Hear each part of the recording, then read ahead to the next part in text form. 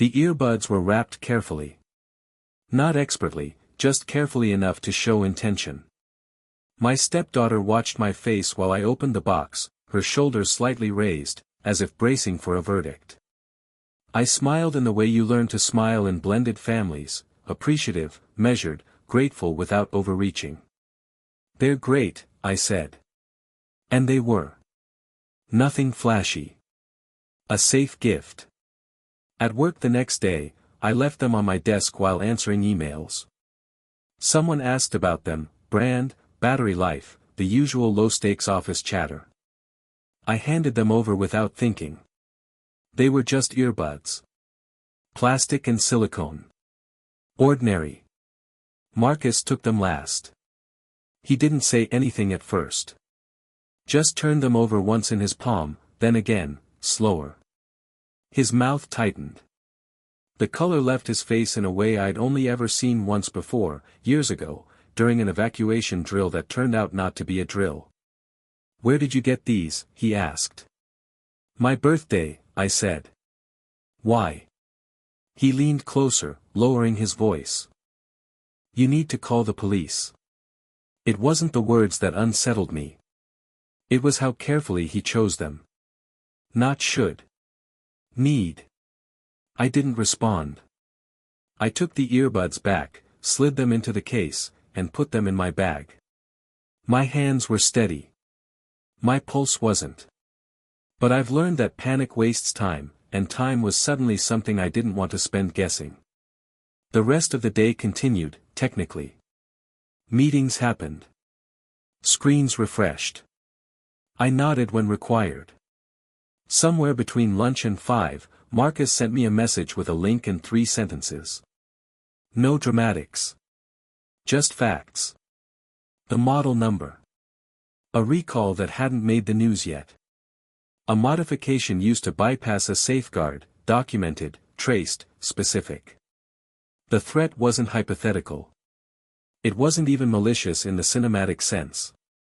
It was quieter than that.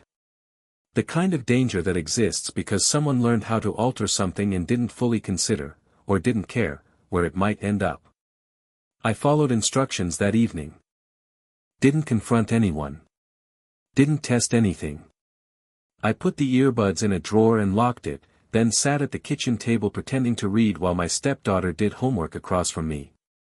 She hummed under her breath. Same as always. I watched her hands. Clean nails. A faint ink smudge on one finger. She glanced up once, smiled, went back to her work.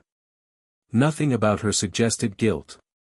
Nothing suggested innocence either. That was the problem. In blended families, trust is a scaffold. Useful, temporary, always under revision. I made the call the next morning. Not to emergency services. To the number provided. The woman on the line asked me to repeat the serial number twice. Her tone didn't change. 3 days passed. In that time, I said nothing. I didn't touch the drawer. I didn't ask questions I wasn't prepared to answer myself. I drove my stepdaughter to school, listened to her talk about a project partner who never showed up, made dinner, corrected her when she skipped a chore. Normalcy can be an act of restraint. On the 3rd morning, there was a knock at the door just after 7. Not loud. Not aggressive. Measured. 2 uniforms. 1 plainclothes officer. They spoke to me outside, voices low, professional. They didn't use my stepdaughter's name at first. They didn't need to. She stood behind me in the hallway, listening. They explained the scope without details. An investigation. Items to be collected. Questions to be asked elsewhere. No accusations. No reassurances. She didn't cry. She didn't protest. She just looked at me, searching my face for something, permission, maybe. Or protection. I didn't give either. I stepped aside. Later, after they left, the house felt rearranged. Not emptier.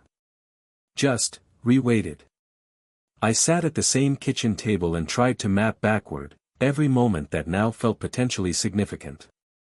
I stopped when I realized that wasn't truth-seeking. It was punishment disguised as analysis. The outcome wasn't clean. It never is. What she knew, what she didn't, what she was used for, what she chose, those answers came slowly and incompletely. Some never came at all. What did come was clarity about my role. I didn't need to be the judge. I didn't need to be the shield. I needed to move when movement mattered, and then let authority do what families can't without breaking themselves. The earbuds were taken as evidence. The gift remained what it had always been, an innocent gesture that revealed something fragile underneath. Not villainy. Not betrayal. Just the dangerous space where trust and assumption overlap. I still don't know exactly who she is becoming. But I know who I am now when something feels wrong. And that has changed how I listen, to silence most of all.